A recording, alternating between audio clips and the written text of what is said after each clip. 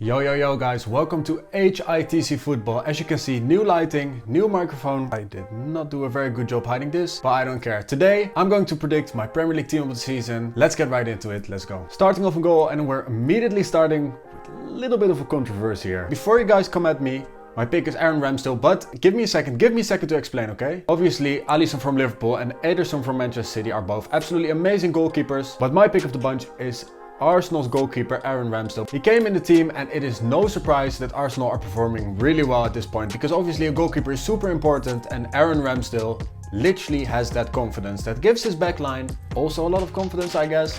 And for sure, I think that he has to be the pick of the bunch because it is not a surprise that Arsenal are now close to the Champions League spots and probably they will get one. And to be fair, you gotta feel for Ben Leno because he is nowhere to be seen at this point. He will probably return to Germany as his Arsenal career looks to be over. So my pick for this team is Aaron Ramsdale. Moving on to right back, and it could only be one person. Of course, it is Trent Alexander-Arnold. He is absolutely insane. He's been for years now. The guy's 23, already played 2 Champions League finals, and he will probably play another one if Liverpool manage to beat Villarreal. Let me read you guys some of his stats. The guy has 7 assists. His goalkeeper has the most clean sheets in the entire competition. Do I have to say more? What can I say? The guy delivers up front, solid in the back. Oh yeah, and before we go to the next player, I want to say something. I want to see TAA feature in midfield. It has to happen next season. Or the season after, I don't care honestly, but I think that he will be mad in midfield because he literally has the talent to play there. Hopefully it's something we will see. I know that he played there in the youth setup, but I want to see it in the Premier League. First centre back, Harry Maguire.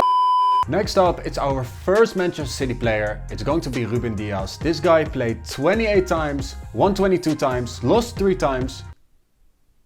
Wait, that doesn't add up. In the minutes that he played, Manchester City only conceded 18 goals, he kept 12 clean sheets, also gave 4 assists, and this guy is just a rock at the back. The guy was a PFA player of the season last year. He's absolutely been insane, surely makes his team 100%. Ruben Dias is our first centre back. And the other centre back spot will be filled with the pride of Holland.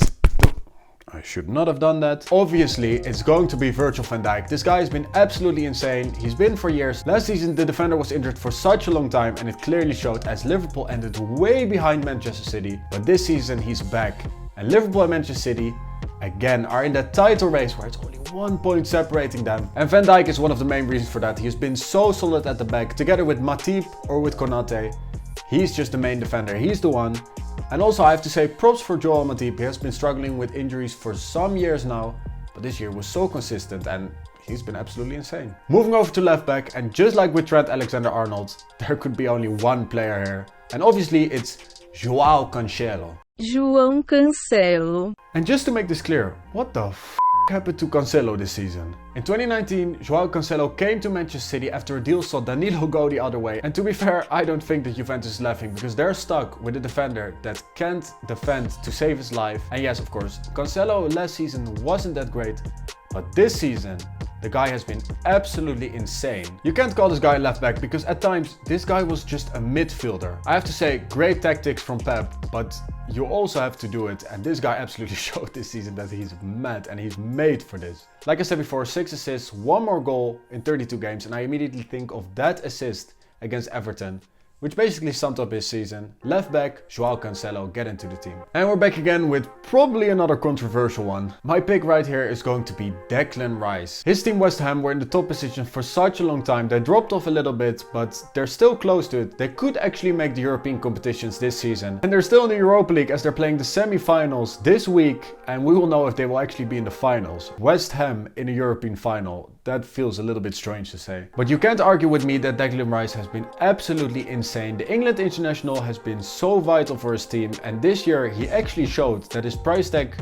probably is higher than 100 million. The guy elevated his game to something completely different this season that we didn't expect, as he has also been very vital in attack. And if you ask me, Declan Rice really deserves to make this team, and I really wonder if United can get him, since they're reportedly interested, but I think this is going to be such a big deal. I think if any team wants to get him, it will be a very expensive deal, surely at least 100 million. But from West Ham's point of view, if they can keep him for another season, you don't know what they're capable of. Maybe next season they'll do even better, I don't know. But for this season, 100% Declan Rice makes the team for sure for me. Next up is Kevin De Bruyne, and there's no debate that he's one of the best, if not the best midfielders in the Premier League right now. And I'll go a step further, he's probably one of the best midfielders to ever play in the Premier League. And this season, finally he didn't have many injuries and he played almost the entire season. 26 games, 11 goals and 6 assists. That's 17 goal involvements in 26 games. But if you watch this guy in game, he's absolutely brilliant. And I don't have to tell you guys already know. I don't have to dwell on this too long.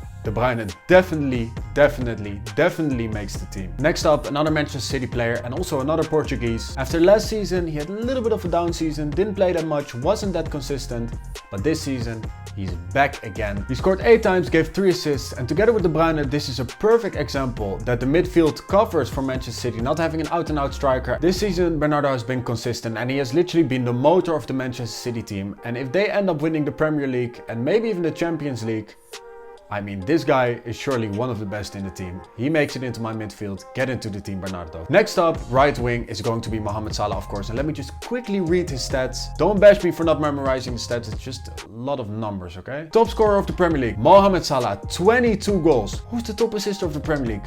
Also Mohamed Salah with 13 assists. He's been on fire this season. He will probably end the season as top scorer and top assister. And if Salah actually ends the season as top scorer and top assister, he will still join a very elite crop of players, as only 6 people before him managed to be top scorer and top assister in one season, with the likes of Harry Kane, Robin van Persie and Thierry Henry. So that would be absolutely insane for him.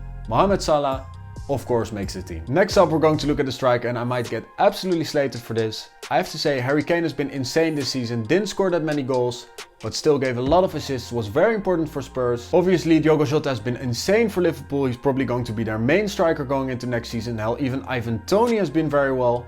But I'm going with Cristiano Ronaldo. And hear me out, guys. Just imagine if Manchester United would have played this season without De Gea and Cristiano Ronaldo. Those two have been absolutely vital for the team. And Cristiano Ronaldo, 29 games, 18 goals and 3 assists at 37 years of age. You can only have respect for that. The amount of times that Cristiano Ronaldo saved United has been absolutely insane, and it hasn't been only in the Premier League, also in the Champions League, of course, when they were still in the competition. Scoring 6 times in 7 games, and we all remember that game against Villarreal. And for me, Ronaldo definitely has to make the team for sure, because again, imagine United without Ronaldo. The Portuguese striker even played 85% of the available minutes this season, which is a lot for a 37-year-old. And if I may give Erik ten Hag some advice, which he will obviously listen to, keep Ronaldo for next season. I don't care that the guy is 37, I don't care that the guy doesn't defend. Football is about scoring goals, and this guy does that for you. Make sure you keep him in the team, and we're definitely going to put him in this team. We're completing the front 3 with the last player that's still in the race for the Golden Boot, so stat-wise, this attack makes sense. We're going from Ronaldo to Sonaldo. 100% he has to make the team. 19 goals and 8 assists in 31 games. And he has been insane. Together with Harry Kane, these guys have been giving assists to each other. But Son 100% deserves to make this team. And in my opinion, Son is very underrated. I don't think he gets the recognition that he deserves, because since he joined Spurs, he has been such an important part of the team. And I think that he should definitely get more praise for this. That's why I'm putting him in this team. So guys, that's the team. Let me know in the comments down below if you think I've gone absolutely out of my mind. Also, let me know if you think a different player should have made the team. And I don't want to hear, oh, this player should have made the team because he's good. No, I want to hear a proper story from you guys. Back it up with facts, back it up with whatever else you can think of. And we can have a conversation down there. So definitely leave a comment. Make sure you like, make sure you subscribe. And I'll see you guys in the next video. Peace.